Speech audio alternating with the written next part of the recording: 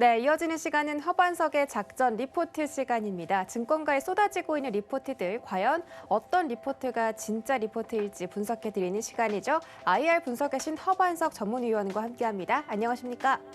네, 안녕하세요. 네, 반갑습니다. 자, 주말 지나고 이제 다시 월요일장 돌아왔는데요. 주말은 푹 쉬셨나요? 네, 그렇습니다. 네, 알겠습니다. 오늘의 업종 리포트 만나보시죠. 네, 이번 주 다뤄볼 업종 리포트는 바로 전기전자 업종입니다. 전기전자 업종이 상반기에는 좀 부진한 모습을 보였는데요. 유가 증권 시장에서는 전기전자업이 앞으로 하반기에는 반등 기대감이 커지고 있다라고 분석을 하고 있습니다. 하반기 컨센서스 어떻게 흘러가는지 자세한 분석 도와주시죠. 네, 이번 주에는 6월 8일 키움증권에서 발간된 전기전자 업종의 하반기를 전망해 보고자 합니다. 지난주에는 음식료 업종을 살펴봤습니다. 올해 초 3월 음식료 업종에 대해서 말씀을 드렸고, 이제 분기가 바뀌고 하반기를 준비함에 있어서 음식료 업종 섹터에 대해서 말씀을 드리면서 CJ제주당, 하이트진로, 오리온을 말씀을 좀 드렸고요. 이제는 전기전자 업종에 대해서 말씀을 드릴 텐데, 지난해 연말, 올해를 어떻게 보낼 것인가를 준비할 때에 전기전자 업종 섹터에서는 그래도 반도체, 스마트폰, 그리고 OLED 시장, 조금 더 구체적으로 말씀을 드리면 폴더블 폰에 대한 이야기를 좀 드렸었습니다. 최근 폴더블 폰 출시와 관련된 뉴스들이 시장에 조금 더 많이 노출이 되고 있는 모습인데요. 8월 갤럭시 폴더블 폰이 언팩 행사를 하고요. 그리고 9월에 글로벌 동시 출시가 예정되어 있는 상황이기 때문에 이 즈음에서는 다시 한번 전기전자 업종에 대해서 말씀을 좀 드려야 되겠다라는 의미로 전기전자 업종 하반기 전망 리포트를 가지고 왔습니다. 전기전자 업종은 코로나19의 영향을 그래도 받았죠. 그리고 반도체 쇼티지에 대한 부분들이 일부분 완화가 되고 있는 가운데 하반기에 대한 기대감들이 남아 있습니다. 그리고 다시 올라올 것이다 라는 이익 전망치도 여전히 밝은 상황이고요. 21년도 영업이익이 48% 증가를 하면서 역대 최대치는 전망이 되고 있지만 1분기, 2분기에는 그래도 역기저 또는 코로나19 여파로 인해서 반도체 쇼티지에 의해서 조금은 천천히 가고 있지 않나, 기대만큼에는 못 미치고 있지 않나라는 생각이지만 21년도 전체를 통틀었을 때에는 꼭 살펴보아야 하는 업종이다라는 부분으로 주목을 해보시면 좋을 것 같고요. 코로나19 이후에 양극화가 뚜렷하게 되어 있는 모습인데 이 양극화라는 이유는 프리미엄 수요가 대단히 강하다라는 부분이고요. 백화점에서 고부가가치 또는 고가 내구 소비재에 대한 판매가 굉장히 강했던 것처럼 1인당 백화점에 와서 소비하는 금액 자체가 높아졌고 매점객은 줄어들었지만 그래서 백화점에 대한 매출과 이익이 줄어들지 않았던 것처럼 현재 전기전자 업종에서도 프리미엄 섹터가 굉장히 강하다라는 이야기입니다. 고부가 부품 위주의 선전이 일어나고 있고 이익과 실적 모멘텀에는 이러한 부분이 긍정적인 요인으로 작용을 하고 있다라고 생각을 해보시면 좋을 것 같고요. 스마트폰 시장에서는 화웨이가 일정 부분 사그라들었고 LG전자의 MC 사업부가 철수를 했습니다. 그럼에 따라서 경쟁 구도에 있어서 지각 변동이 좀 일어났는데 점유율 상승에 있어서는 중국 업체들의 상승이 조금 크고 있습니다. 샤오미, 애플, 오포, 비보, 삼성전자 순으로 점유율은 올라가고 있는데 이 중국 업체죠. 오포, 그리고 비보, 샤오미 그렇게 세 글자를 따서 OVX라는 이야기를 하고 있습니다.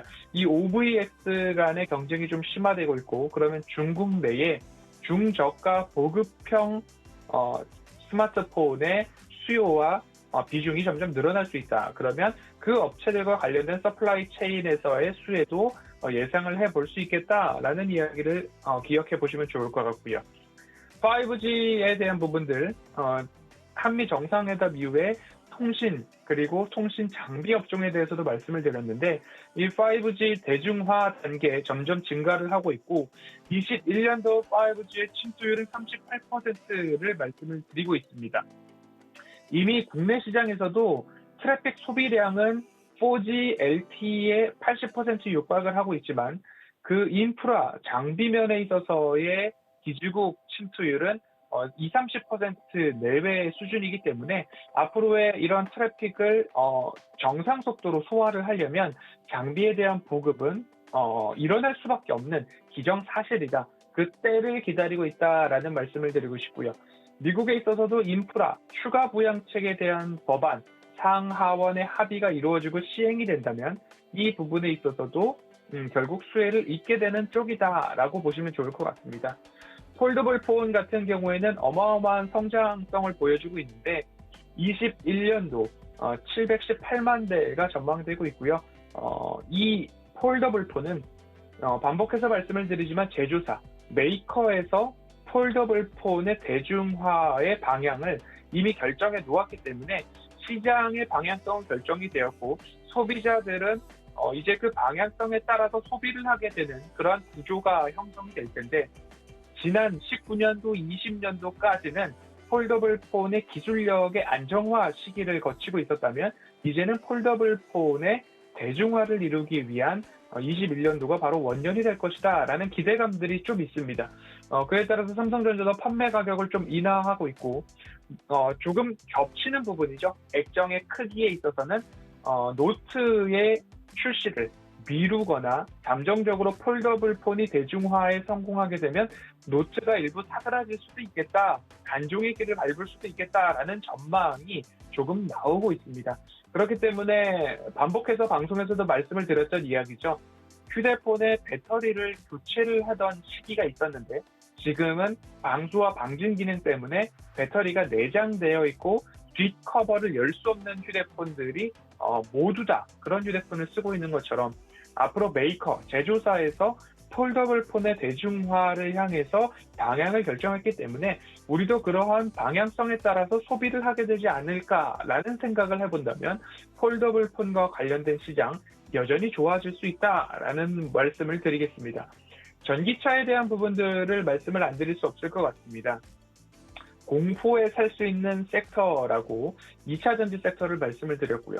지난 코덱스 ETF의 리밸런싱으로 인해서 지난 금요일 동시효과 때에 삼성 SDI, LG화학, 첨보 등의 종목들이 급등이 나오고 SKI 테크놀로지 같은 경우에도 10,000원 정도의 호가가 동시효과에 급등하는 모습들이 좀 나타났습니다.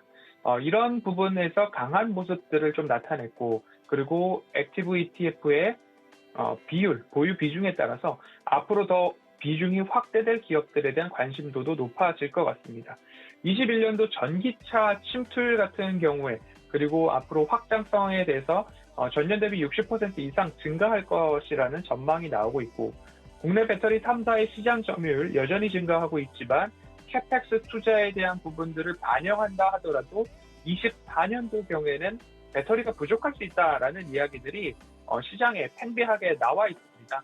그래서 유럽에 이어서 배터리 공장을 미국에 어마어마하게 더 추가적으로 건설하고 있는 모습들이 나오고 있는 만큼 이러한 부분들에 있어서 국내 배터리 3사는 여전히 전망이 밝다라는 말씀을 드리고 싶고요. 소재 혁신이 배터리 기술 개발에 있어서는 가장 집중해서 볼 부분인데 말씀드렸던 첨보나 대주전자재료 그리고 에코프로비엠, LNF 이런 모든 기업들의 기술 혁신이 일어나야 배터리의 성능 또한 퍼포먼스 또한 좋아질 수 있습니다.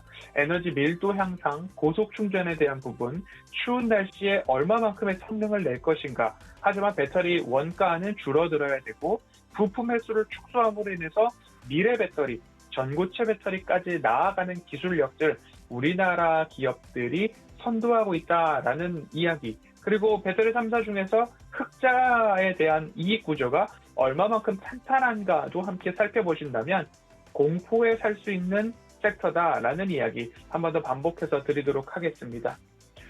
이제 전기전자 업종에 있어서 핵심 키워드로 구분을 해보면 이연 수요, 생산 차질이 있었죠. 물류나 코로나19에 대한 부분들, 컨택트와 온택트로의 전환, 그리고 수요의 양극화를 들 수 있는데요.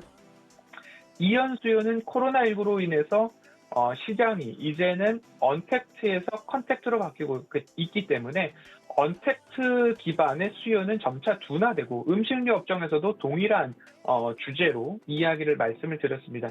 그러나 경기는 회복 국면에 접어들고 있기 때문에 과거 평균을 상회하는 수요들이 하나하나 일어날 것이고 휴대폰 시장도 마찬가지입니다. 아끼고 절약하는 그런 부분에 있어서 경기 회복 국면에 들면 이제는 다시 소비를 할 수 있는 그리고 신제품 출시에 따른 하반기 수요 또한 기대가 된다라는 말씀을 드리고 있습니다.